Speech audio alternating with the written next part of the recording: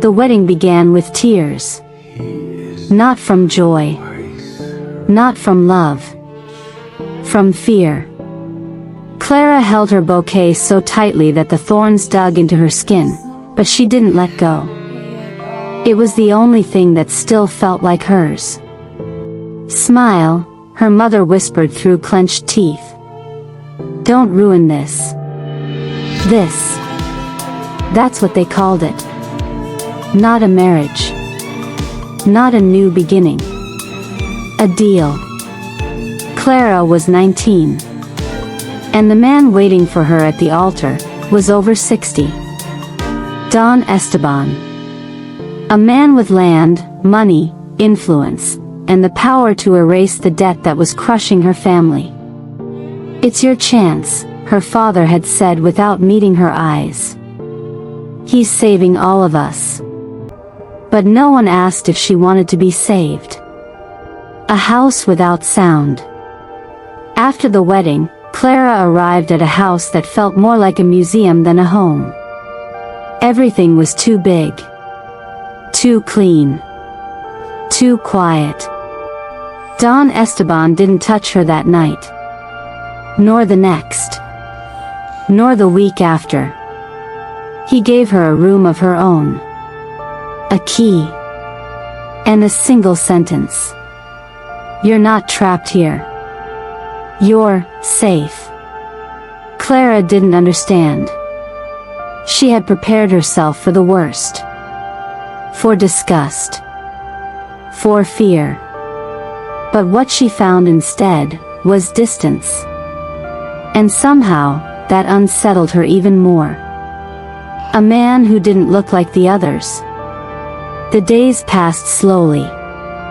He left early, came back late. They ate together in silence.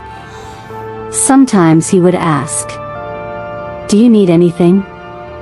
And she always said, "No." Because she didn't know what she was allowed to want. One afternoon, Clara stepped into the garden. She had never really looked at it before. Flowers carefully tended. Old trees. A wooden bench in the shade.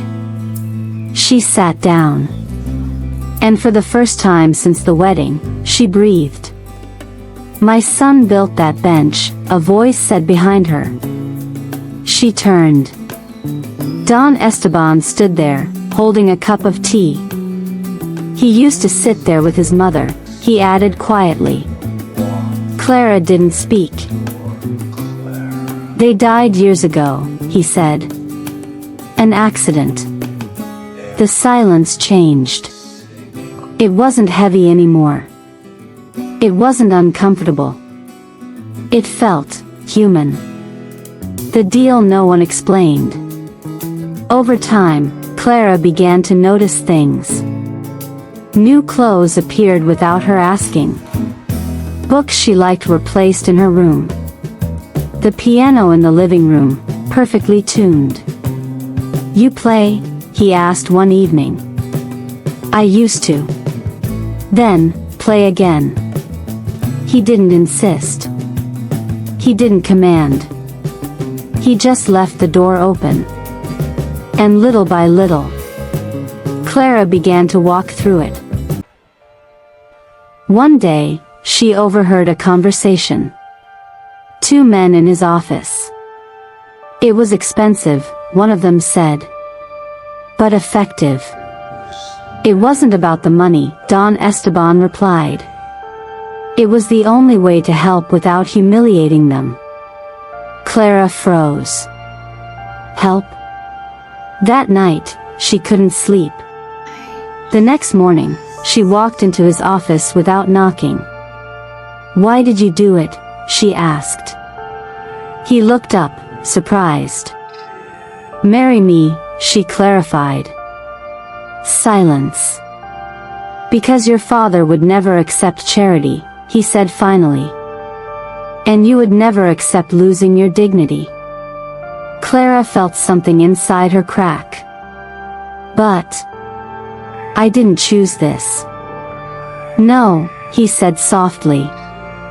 And that's the one thing I couldn't change. The gesture that changed everything. Months passed. Clara stopped counting the days. She no longer avoided the dining room. No longer walked with fear.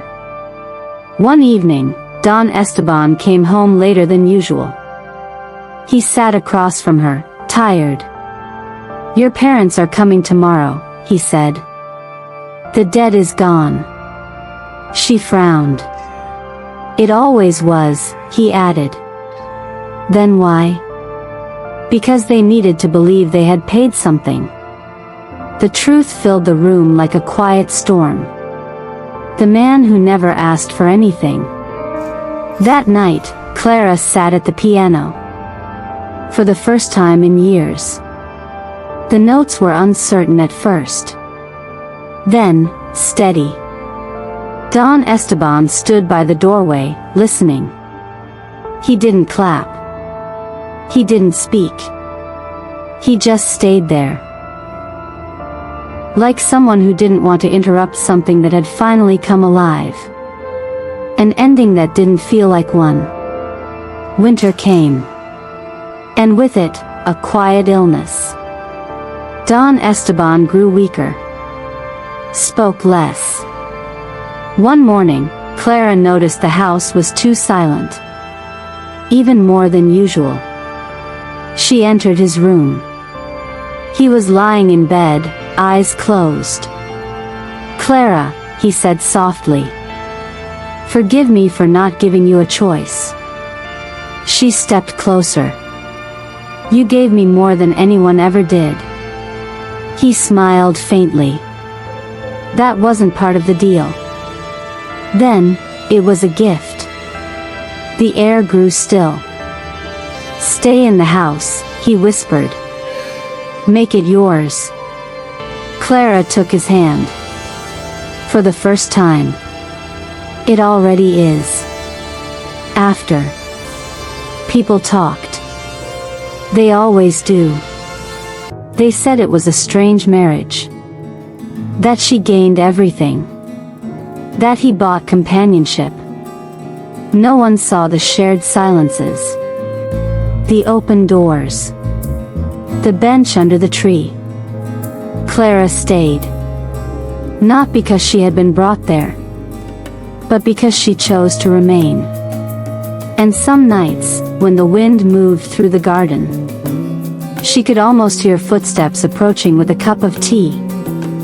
Not to ask. Not to take. Just to stay a little longer.